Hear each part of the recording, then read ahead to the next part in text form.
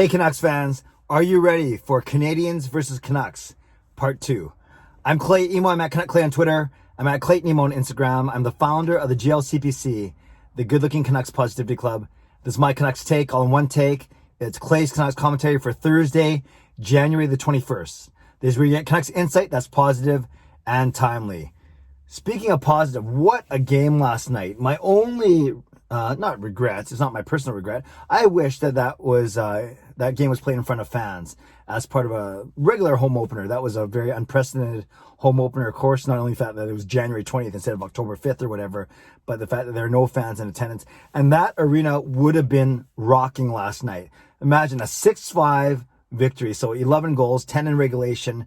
And then when Montreal comes to town, you know almost half the crowd is Montreal Canadiens fans. So it would have been absolutely electric last night. But from all accounts, the Canucks production staff, game production staff, still tried to do the usuals, pump up videos, intermission tributes or TV timeout tributes, make some noise, DJ, chants, organ. So they tried to make it and crowd noises, of course. They tried to make it as realistic or as normal as possible.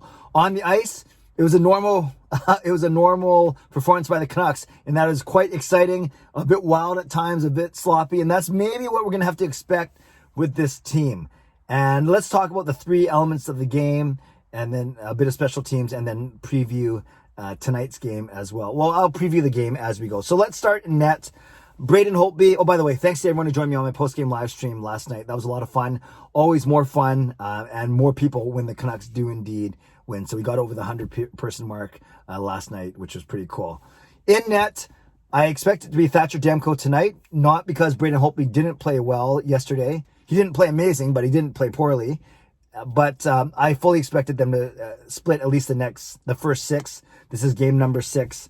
And especially on a back-to-back, sure, you didn't travel, you're playing at home, but why make Holtby play again? It's not like he shut the Canadiens out last night. So I expect it to be Demko against Jake Allen tonight, and then you get back to Price and Holtby on Saturday night for the final game. Don't you guys love these 3-game series? It's actually easier for me to vlog about because you can follow actual storylines. I get to know the line combinations and the deep pairings of the opponent as well. And you simply look at these series as you should take 2 out of 3, not necessarily you have to win all 3 because that rarely happens. So just a small little commentary there on the series itself. So I expect it to be Demko. Last night, Holtby was okay. He was okay. I was saying in the live stream, he doesn't make any saves that completely are, jaw-dropping or that just leave you in awe. He plays well positionally, well enough, and he makes the saves he needs to, but he doesn't make any saves where you're like, whoa, that just stole the game. Well, the Canucks have only won 2 games yet so far, and it's not that the goaltenders have had a chance to steal games yet.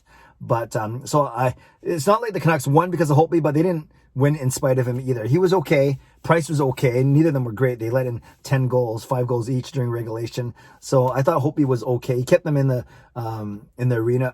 game. I'm not always sure about his decisions when it comes to playing the puck, i.e. covering it up or putting it into the corner with 5 seconds left in regulation versus playing it live in overtime and not giving it to anyone. So I think that's something he's going to need to work on, his decision-making there. But I expect to be Thatcher Demko tonight. On D, where do you start? Travis Hamonic, not the best of games. I've actually liked his game, all things considered, up until last night. Then he found himself out of position on the first 2 Canadiens goals. One of them was on a power play, but still not the best decision-making by Travis Hamonic. I thought Nate Schmitt's been fine. He played 27 minutes, same with Quinn Hughes. Quinn Hughes, 2 points, but -4. You don't always want to go by plus minus as a tell-all stat, but you do notice that Quinn Hughes is on the ice for a lot of goals against, but he creates a lot as well. So that's kind of the high risk, high reward that you get with Quinn Hughes. Edler got hurt. We don't know his status.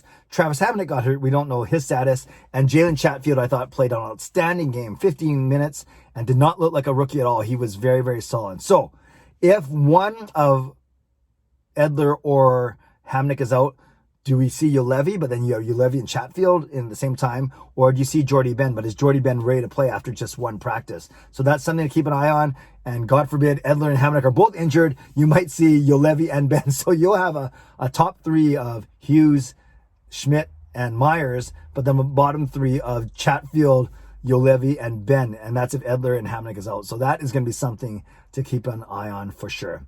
Up front, obviously, Miller, Besser, Horvat, massive games, 3 points each. 2 of those 3 goals that they all combined on were on power plays, which was really good to see.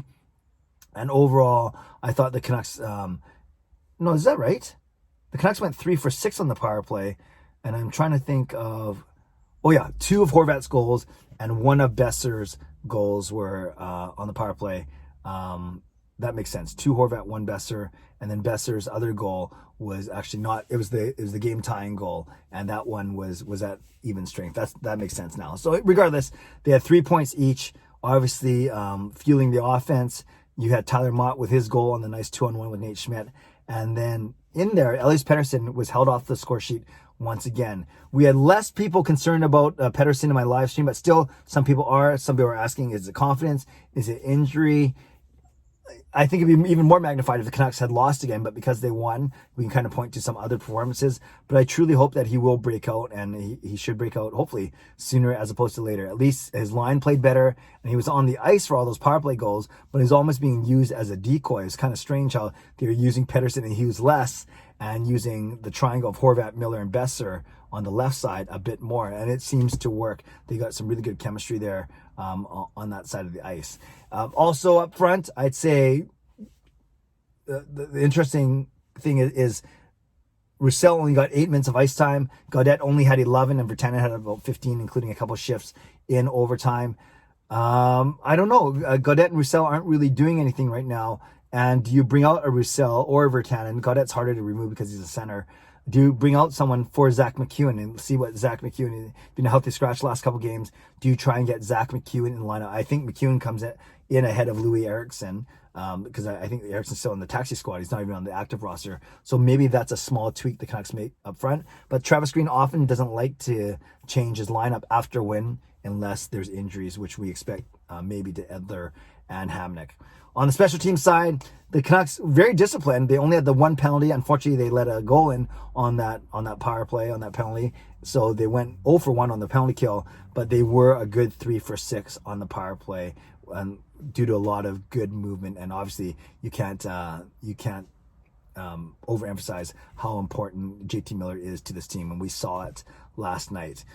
On the Montreal side, we're gonna have to find a way to shut down not Montreal's first line, not Montreal's second line, but their third line of Kotkaniemi, I can barely say that name, KK, Tyler Toffoli with the hat trick, of course. Of course, it would have to be him, and then Joel Armia. So that was the line that gave the Canucks the most trouble. The Horvat line did a pretty good job of shutting down the top line, and then the Montreal second line went heads up against Pettersson's, the Lotto line. And those two, at even strength, were almost a wash. It was the third line of Montreal that really outscored the third line of Vancouver, even though they weren't always playing against each other at the same time. So the Canucks will have to need to find a way to stop Tyler Toffoli tonight. So a lot of great storylines, and I love the fact that they're playing again the next night, and not just again, and they're playing again on Saturday. So we get 3 games in 4 nights, and if the next 2 games are anything like last night's game, we are in for a heck of a contest again tonight.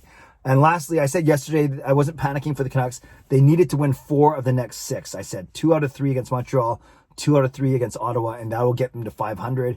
They're already within 1 game of 500 by winning the first game last night. So if the Canucks win tonight, they're up to 500, back to 500, and they're suddenly on a 2-game win streak, and then all will be right with the world. So we'll see what happens, and I hope you join me for my post-game live stream at likely 6:30, so it'll likely be starting around just before 9:30. It usually works out just under 3 hours after the final buzzer. So I hope you join me right here on YouTube for my post-game live stream. In the meantime, leave a comment. Tell me what you thought about last night's game. Tell me what you expect from tonight's game. And tell me what a shame it was that none of us were allowed in the arena last night. Leave a comment below. I love to read, react, and reply, as always. Subscribe if you like to. Like this video if you like to. Stay safe, stay healthy. Take care of yourselves and take care of each other. Enjoy the day. Enjoy the game. God bless, and go Canucks go.